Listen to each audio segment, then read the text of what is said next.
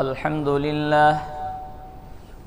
لله نحمده ونستعينه ونستغفره ونؤمن به ونتوكل عليه ونعوذ بالله من شرور أنفسنا ومن سيئات أعمالنا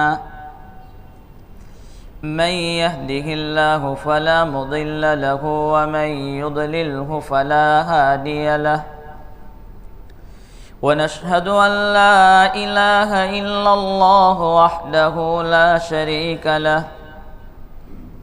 ونشهد أن سيدنا ومولانا محمدا عبده ورسوله صلى الله تعالى عليه وعلى آله وأصحابه وسلم تسليما كثيرا كثيرا وداعيا إلى الله بإذنه وسراجا منيرا أما بعد فأعوذ بالله من الشيطان الرجيم بسم الله الرحمن الرحيم لقد كان لكم في رسول الله أسوة حسنة لمن كان يرجو الله واليوم الآخر وذكر الله كثيرا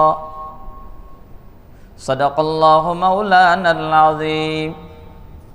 آئے دنیا میں بہت پاک و مکرم بن کر، آئے دنیا میں بہت پاک و مکرم بن کر، کوئی نہ آیا مگر رحمت للعالمین بن کر۔ ان اللہ وملائکتہ یصلون علی النبی یا ایہا الذین آمنوا صلوا علیہ وسلموا تسلیما۔ اللہم صل علی محمد وعلی آل محمد کما صلیت علی ابراہیم وعلی آل ابراہیم انکا حمید مجید۔ اللہم بارک علی محمد وعلی آل محمد کما بارکت علی ابراہیم وعلی آل ابراہیم انکا حمید مجید۔ اللہم ترحم علی محمد وعلی آل محمد کما ترحمت علی ابراہیم وعلی آل ابراہیم انکا حمید مجید۔ اللہم تحنن علی محمد وعلی آل محمد کما تحننت علی ابراہیم وعلی آل ابراہیم انکا حمید مجید۔ اللہم سلم علی محمد وعلی آل محمد کما سلمت علی ابراہیم وعلی آل ابراہیم انکا حمید مجید۔ قابل صد تکریم معزز بزرگان محترم اور عزیز ساتھیوں، سیرت کے عنوان سے ہمارے بیچ بات چل رہی ہے۔ گزشتہ میں نے ابتدائی وحی کے متعلق کچھ باتیں عرض کی تھی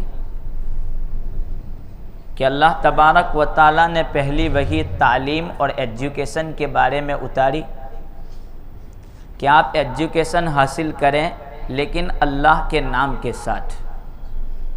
جہاں اللہ کا نام نہیں ہوگا وہاں فساد ہوگا، اور جہاں خدا کا نام آ جائے گا وہ فساد سے بچ جائے گا۔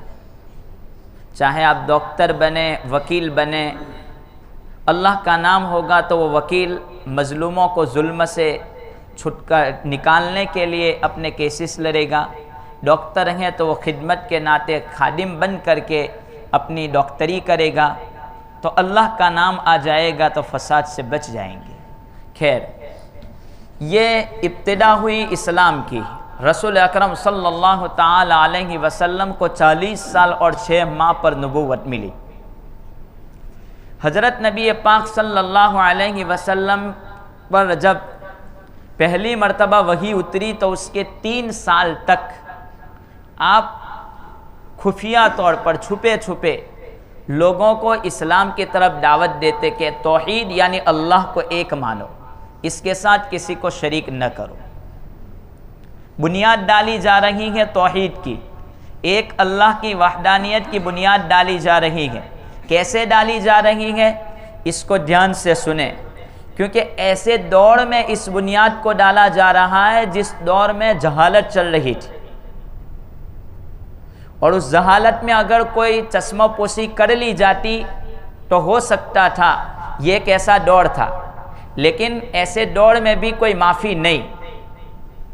حضرت نبی کریم صلی اللہ علیہ وسلم پر جب قرآن کی آیتیں اتری، وَأَنذِرْ عَشِيرَتَكَ الْأَقْرَبِينَ، دوسری آیت فَاسْتَعْ بِمَا تُؤْمَرْ وَأَعْرِضْ عَنِ الْمُشْرِكِينَ، ان جیسی آیتیں جب اتری تو حضرت نبی کریم صلی اللہ علیہ وسلم نے حضرت علی کو بلایا۔ حضرت علی رضی اللہ تعالیٰ عنہ کو بلا کر کہا کہ علی، دعوت کا انتظام کرو، لوگوں کی دعوت کرنی ہے، قریش کو بلانا ہے۔ حضرت علی نے کچھ غلہ اناج، ایک کٹورا دودھ اور بکری کا اگلا پیر، یہ تین تیار کیا دعوت کے لیے، اس کو پکا کر کے تیار کیا گیا۔ کھانا اتنا تیار تھا کہ ایک آدھ دو آدمی کھا سکیں۔ ایک کٹورا دودھ، کچھ غلہ، 2 سیر غلے کی مقدار بتلائی جاتی ہے، بس قریباً 3.5 کے قریب، بس اتنا غلہ اور بکری کا اگلا پیر، یہ کچھ پکایا گیا، چند آدمیوں کے لیے بھی ناکافی تھا۔ سب قریش کی جماعت پوری آ گئی، کھا لیا، پیٹ بھر گیا، پھر بھی ابھی بچا ہے۔ حضرت نبی کریم صلی اللہ تعالی علیہ وسلم نے کچھ بولنے کی شروعات کی کہ میں کچھ بولوں، تو ابو لہب لبکا، جو رشتے میں آپ کا چچا ہے، تو اس نے کہا کہ محمد اپنی بات بند کر دیں، اس کی ضرورت نہیں ہے، اور لوگوں سے کہنے لگا کہ اتنا کھانا کہ پوری جماعت کے لیے کافی ہو گیا، محمد نے اس پر جادو کر دیا، چلو اٹھ جاؤ۔ تو سارے لوگ متفرق ہو گئے، چلے گئے، کوئی رہا نہیں۔ حضرت علی سے پھر ایک روایت میں ہے کہ دوسرے ہی دن، ایک روایت میں کہ چند دنوں کے بعد پھر کہا کہ آپ دعوت کا انتظام کریں۔ حضرت علی نے پھر دعوت کا انتظام کیا، پھر سارے قریش والوں کی دعوت کی کہ آ جاؤ کھانے کے لیے، سب کھانے کے لیے آ گئے۔ توحید کی بنیاد ڈالی جا رہی ہے، آئے سب نے کھایا۔ پھر حضرت نبی پاک صلی اللہ علیہ وسلم نے فرمایا میری بات سنو، میں کچھ کہنا چاہتا ہوں۔ ابو لہب پھر لپکا کہ کوئی ضرورت نہیں ہے آپ کی بات سننے کی۔ ابو طالب وہیں پر تھے، جو آپ کے چچا ہیں، جن کی پرورش میں آپ رہے ہیں عبد المطلب کے انتقال کے بعد۔ تو ابو طالب نے کہا بات تو سن، کیا کہتے ہیں، خاموش رہو، بات سن لیتے ہیں ہم۔ حضرت نبی کریم صلی اللہ تعالی علیہ وسلم نے فرمایا میں ایک ایسی بات آپ کو کہنے جا رہا ہوں کہ جس بات سے آپ دنیا اور آخرت دونوں جہاں میں کامیاب ہوں گے۔ نمبر 2، آخرت میں اللہ کو جو حساب دینا ہے وہ ایسے آپ اٹھو گے جیسا کہ آدمی سو کر کے اٹھتا ہے، اس طرح اٹھو گے۔ یہ ہے اللہ کا دین، لوگوں سے ظلم ختم ہو جائے گا، ایک انصاف والی زندگی شروع ہوگی۔ تو سب لوگ سے حکم دیا کہ کون میرا ساتھ دینے کے لیے تیار ہے، سب خاموش اور اٹھ کر کے چلے گئے۔ حضرت علی نے اس وقت چھوٹی عمر تھی، 12-13 سال بتلائے جاتے ہیں۔ حضرت علی نے ہاتھ اونچا کیا، اے اللہ کے رسول میں آپ کا ساتھ دینے کے لیے تیار ہوں۔ پھر حضرت نبی پاک صلی اللہ علیہ وسلم نے اسلام کی اشاعت یہاں سے شروع کی، لوگ ذوق اور ذوق دھیرے دھیرے اسلام میں داخل ہوتے رہے۔ اب ابو طالب کے پاس کچھ لوگ آئے اور آ کر کے کہا کہ آپ کے بھتیجے کو روک دو، معبودوں کو برا نہ کہے، یہ اچھی چیز نہیں ہے۔ ابو طالب نے ان کو جو جواب دیا وہ یہ کہ میرا بھتیجا اپنا کام کرتا ہے، آپ اپنا کام کرو، ہر ایک کو اپنی بات کہنے کا حق اور ادھیکار ہے، آپ روک نہیں سکتے۔ چنانچہ وہ مایوس ہو کر چلے گئے، لیکن وہ تو بار بار آتے چلے گئے۔ ایک وقت آیا کہ پھر وہ ابو طالب کے پاس آئے، کہا کہ روکنا ہے کہ نہیں روکنا محمد کو، ورنہ آپس میں دشمنیاں ہو جائے گی، قریش کی سرداری چھین لی جائے گی، یہ باتیں کہی گئی۔ ابو طالب اب تھوڑے کمزور ہوئے. حضرت نبی پاک صلی اللہ علیہ وسلم کو بلایا، بھتیجے ادھر آ. کہا کہ میری بات سن، تو رک جا، تو ان معبودوں کو برا بھلا مت کہ تو اپنا کام کرتا رہے، یہ کام تو مت کیا کر. حضرت نبی پاک صلی اللہ علیہ وسلم نے فرمایا، اے میرے چچا، آپ کا احترام سر آنکھوں پر، آپ کو ساتھ دینا ہو تو ٹھیک ہے، ورنہ کوئی مسئلہ نہیں، میں یہ بات چھوڑ نہیں سکتا ہوں. چاہے دشمنی ہو، کچھ بھی ہو، لوگ ہماری سرداری لے لیں، ختم کریں، ہمیں کوئی فرق نہیں پڑتا ہے. یہ بات جب کہی تو ابو طالب نے کہا، میں آپ کے ساتھ ہوں، آپ کے جان، میری جان میں جان جہاں تک ہے وہاں تک میں آپ کے ساتھ رہوں گا. آپ اس دعوت کو دیتے رہیں اور چلاتے رہیں. یہاں پہنچ کر میں ایک بات قوم کے تاجر لوگوں سے اور غیروں سے تعلق رکھنے والوں سے ایک بات عرض کر دوں کہ ہماری حالت یہاں پہنچ کر کیا ہے. جب بنیاد ڈالی جا رہی ہے توحید کی، تو اس وقت رسول اکرم صلی اللہ علیہ وسلم کہتے ہیں کہ ہمیں کوئی پرواہ نہیں، غلط غلط ہی ہے، صحیح صحیح ہے. یہ بات کہی. آج ہم اپنی تجارت کو آگے چلانے کے لیے یا اپنے بزنس کی ترقی کے لیے، یا اگر ہم الیکشن وغیرہ میں یا سیاست میں اگر ہم نے قدم رکھا ہے، تو ایسی جگہوں پر ہمارا ویلیو قائم رکھنے کے لیے ہم ہندوانہ رسم اپنے آپ میں داخل کرتے ہیں، یا نمسکار کے ذریعے ہم سامنے والے کا اعزاز کرتے ہیں، اکرام کرتے ہیں. حالانکہ حضرت نبی پاک صلی اللہ علیہ وسلم نے اس کو حکم دیا ہے کہ آپ دو مسلمان جب آپس میں ملے تو سلام کے ساتھ آپ کی بات کی ابتدا ہونی چاہیے. تو یہاں پر تو کرتا نہیں ہے، لیکن یہاں پر اپنی تجارت بڑھانے کے لیے، اپنا ویلیو باقی رکھنے کے لیے نمسکار اور نمستے جیسے الفاظ ہم معمولی سمجھ کر کے بول دیتے ہیں. اس لیے کہ اگر یہ میں کام نہیں کروں گا تو یہاں پر میری تجارت کا خطرہ ہے. حضرت نبی پاک صلی اللہ علیہ وسلم کا وہاں کے لوگوں کے ساتھ تعلق بہت اچھے تھے. بیمار پڑتے تھے ان کے گھر جاتے تھے، چاہے اسلام قبول کرے نہ کرے. ان کو بھوک لگتی تھی، کھانا مانگتے تھے، کھانا دیتے تھے.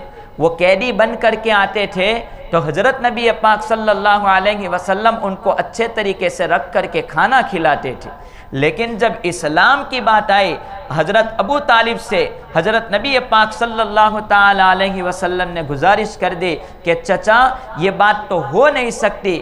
ہم یوں کہہ دیتے ہیں کہ دلوں میں خدا ہونا چاہیے، باہر جو کچھ ہو ہم کر سکتے ہیں. حضرت نبی پاک صلی اللہ علیہ وسلم پہلے دن یہ سبق دے رہے ہیں کہ آپ یہ چھوٹی چھوٹی چیزوں کو معمولی نہ سمجھنے لگنا. اگر آپ ایک بات سمجھو گے، کل دوسری بات قبول کروائی جائے گی، پرسوں تیسری بات قبول کروائی جائے گی، پھر آپ کے دلوں سے کہ کفر کا رعب ڈال دیا جائے گا اور آپ مرعوب ہو جاؤ گے. پھر آپ اسلام سے کوئی چھوٹی سی بات بھی آپ کو غیر کے لیے لالچ دلانے والی ہوگی، آپ اپنے اسلام کا سودا کر ڈالو گے. آج حالات یہی ہے کہ ہم اتنے دبتے انکار نہیں ہے، تعلق رکھیں. اسلام نے اجازت دی، غیروں کے ساتھ اچھے تعلق رکھیں، بیمار پڑے ان کی خدمت کریں، سب کچھ کریں، لیکن توحید کا دیوالیہ تو نہیں نکالا جا سکتا. اس معاملے میں تو کوئی کمپرومائز ہے ہی نہیں، کوئی سمجھوتا نہیں ہو سکتا ہمارا اس معاملے میں. منع کر دیا حضرت نبی پاک صلی اللہ علیہ وسلم نے پہلے دن کے سبق میں. اب یہ بات تو چلتی رہی، لوگ اسلام میں آتے چلے گئے. اب کفار مکہ میں ایک بڑا آدمی تھا ولید ابن مغیرہ، جس کی عمر زیادہ تھی، ولید ابن مغیرہ کی. تو کچھ نوجوان طبقہ وہاں جمع ہوا اور ولید ابن مغیرہ نے اس سے جا کر کے کہا کہ حضور تو یہاں تو دین پھیلتا جا رہا ہے، اب اس کو روکنے کے لیے کیا کیا جائے. کہا کہ کچھ ایسی چال چلیں کہ سب کی بات ایک ہو جائے، سب کا اتفاق ہو جائے. اور یاد رہیں پہلے دن سے، اسلام کے پہلے دن سے، حضرت آدم سے حضرت نوح آئے، کوئی بھی نبی آیا، پہلے دن سے یہی ایک پیغام ہے کہ ساری ملت ایک ہو کر کے اسلام کو ختم کرنے کی کوشش کریں گے. لیکن قرآن نے کہا یریدون ان یطفئوا نور اللہ بافواہہم. اچھا، وہ اسلام کو قبول کرنا کیوں نہیں چاہتے دوسرے لوگ، اور کفار مکہ کیوں نہیں چاہتے تھے؟ وجہ کیا تھی؟ مفسرین نے لکھا ہے کہ وہ لوگ ظلم کرتے تھے، اور مالدار جو لوگ تھے نا، سردار، وہ غریبوں کا مال کھا لیتے تھے۔ اب اسلام جب انصاف آ جائے گا تو غریبوں کو حق ملے گا، نہ غریبوں کو حق ملنا شروع ہو جائیں گے تو ہماری سرداری چلی جائے گی، ہماری بادشاہت چلی جائے گی۔ اس لیے سردار حضور کے پاس آیا کرتے تھے کہ اگر آپ چاہیں تو آپ کو مال دے دیتے ہیں، سب سے اچھی لڑکی دے دیتے ہیں، سب کچھ دے دیتے ہیں۔ کیوں؟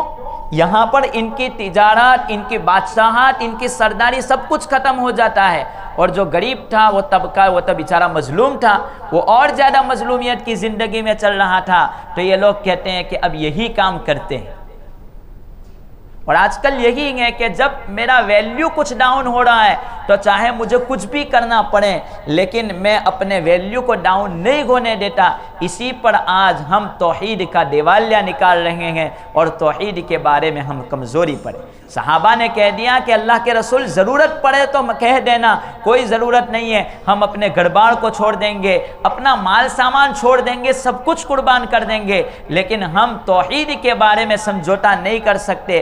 آج ہم نے کالج میں قدم رکھا، آج ہم نے یونیورسٹیوں میں قدم رکھا، ہم نے دنیا کی نوکریوں میں قدم رکھا، ملازمت میں رکھا، سرکاری ملازمت میں گئے، بینکوں میں گئے، تو وہاں جا کر کے ہم لوگوں نے اسلام کو الوداع کہہ دیا۔ اس لیے الوداع کہا کہ ہماری بنیادیں کمزور ہیں، ماں باپ بچپن میں اسلام کی دعوت نہیں دیتے ہیں، توحید نہیں سمجھاتے۔ جب توحید نہیں سمجھاتے تو پھر ڈاکٹر بن کر کے اسلام کو چھوڑتا ہے، یا پھر اسکول میں جا کر کے اسلام کو چھوڑتا ہے، اور پھر کہتا ہے کہ اسلام میں بہت نرمی ہے، سستے ایسے کام کرتے رہو، اس میں کیا جاتا ہے، یہ بھی لو نہیں یہ بھی لو۔ تو اس کی ضرورت ہے۔ یہ بات ہم لوگوں نے بڑے لوگوں کی خالی محبتوں کے نام اپنی زبانوں پر لیے، حضرت محمد صلی اللہ علیہ وسلم کا نام آ جاتے ہیں تو ہم کود اٹھتے ہیں، شیخ عبد القادر جیلانی پیران پیر نور اللہ مرقدہ، ان کا نام آتا ہے تو ہم جھوم اٹھتے ہیں کہ یہ بڑی شخصیت ہے، لیکن ہم نے ان کا نام خالی ادب کے لیے رکھا ہے کہ بس ان کا ادب، لیکن ان کی زندگیاں کیسی تھی، ان کے طریقے کیسے تھے، اس معاملے میں ہمارے پاس کچھ نہیں ہے، بس چلتے آ رہے ہیں، یہی محبت کے تقاضے پر چلے جا رہے ہیں، اور پھر جب اسلام پر عمل پیرا ہونے کی بات آتی ہے تو ہمارے پاس کچھ جواب نہیں۔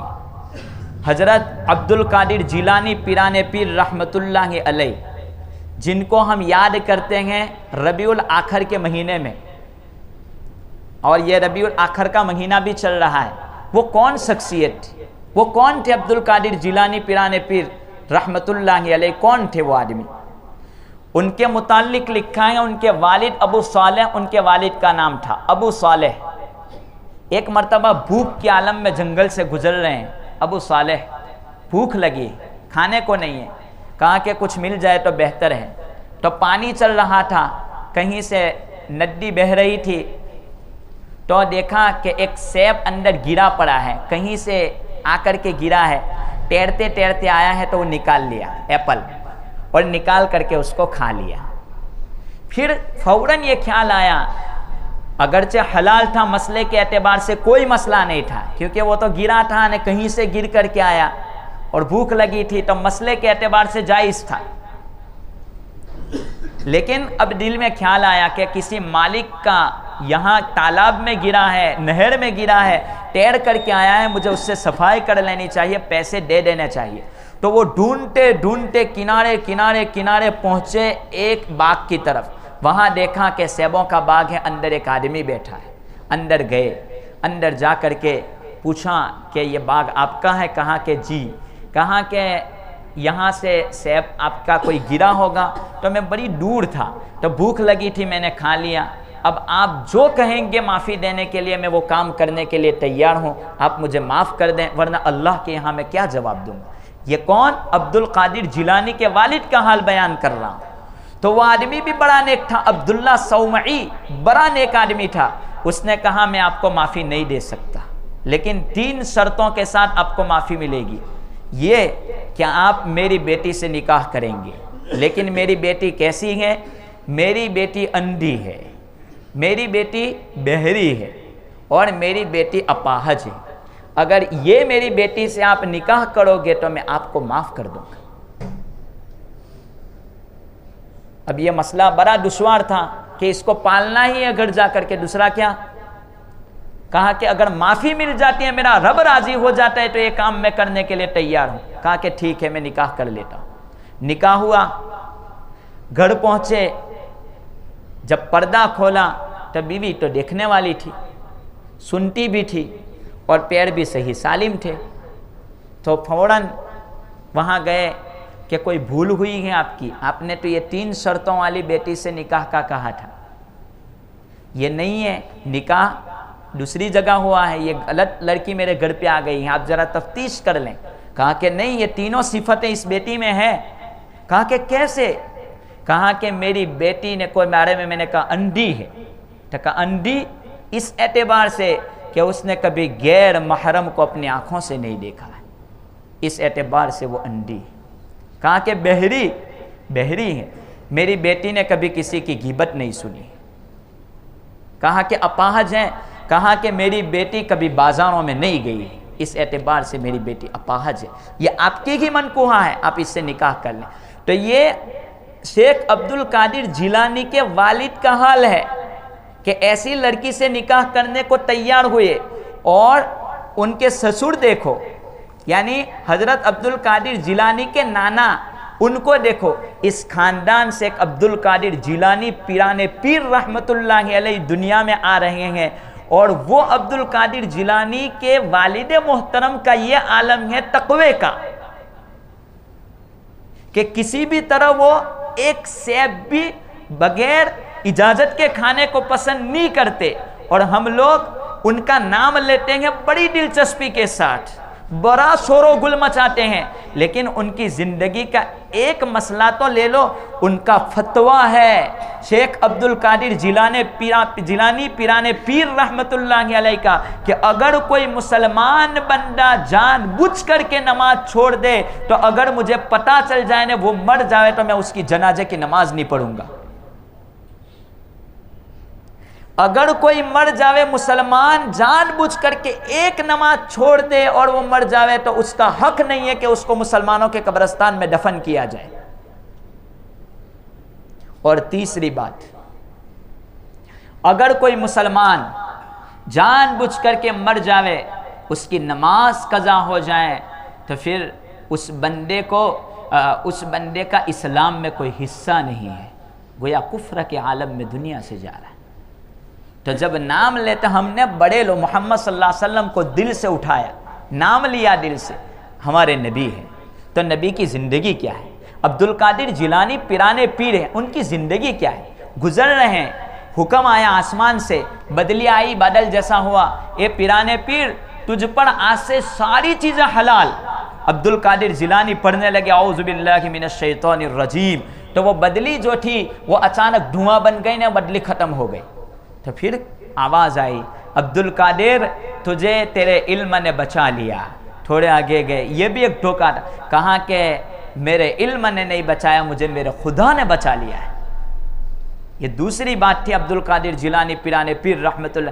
آج تو ہم لوگ معمولی بہانوں پر نماز، کہا کہ جب نبی پر حلال نہیں ہوئی، نماز پوری زندگی معاف نہیں ہوئی، نبی پر کوئی حرام چیز حلال نہیں ہوئی، تو مجھ جیسے کے لیے کوئی حرام چیز حلال کیسے ہو سکتی ہے؟ نماز چھوڑنا میرے لیے کیسے جائز ہو سکتا ہے؟ یہ عبد القادر جیلانی پیران پیر رحمت اللہ علیہ کی زندگی ہے۔ تو بات میں چلا رہا تھا توحید پر کہ توحید کی بنیاد ڈالی گئی، نسلاً در نسل توحید اس طرح چلا کہ کسی نے بڑا بادشاہ ہو، عبد القادر جیلانی وقت کے بڑے مقام پر تھے لیکن بادشاہ کے سامنے نہیں جھکے، تو ان کے چلتے چلتے توحید نسلاً در نسل صحابہ، تابعین، تبع تابعین، اولیاء کرام، پیران پیر سب لوگوں تک چلتا رہا۔ یہ سلسلہ تو توحید کا اس طرح چلتا رہا، لیکن ہم نے اپنے آپ کے واسطے صرف ولیوں کا، بزرگوں کا، اللہ والوں کا نام رکھا ہے، زندگی کے اعتبار سے ہمارے پاس کچھ نہیں ہے، تو ہمیں تو ان کے طریقوں پر زندگی گزارنی ہے، یہ اصل چیز ہے۔ ورنہ قرآن کریم نے تو کہا حرمت علیکم المیتۃ والدم ولحم الخنزیر، کہ اللہ تبارک و تعالیٰ کے نام کے علاوہ اگر محمد صلی اللہ علیہ وسلم کا نام لے کر کے بھی کوئی بکرا ذبح کرے نا، کوئی مرغی ذبح کرے تو وہ کھانا حلال نہیں ہے۔ محمد کا نام لے لے، اللہ کے بعد جن کا مقام ہے، بعد از خدا بزرگ تو یہ قصہ مختصر، لا يمکن الثنا کما کان حق، بعد از خدا بزرگ تو یہ قصہ مختصر، اللہ کے بعد جن کا مقام ہے، اگر محمد صلی اللہ علیہ وسلم درود شریف پڑھ کر کے بھی اگر کوئی مرغی کو ذبح کرتا ہے تو وہ مرغی حلال نہیں ہے، حرام ہو جاتی ہے۔ درود شریف پڑھ کر کے بھی مرغی حلال نہیں کر سکتے، صرف اللہ کا نام ہی آنا چاہیے، ورنہ آپ کھانا حلال نہیں ہے، بکرا کھانا حلال نہیں ہے، کیونکہ اللہ کی ذات ایسی ہے کہ اس میں کوئی شرکت زیبا نہیں ہے۔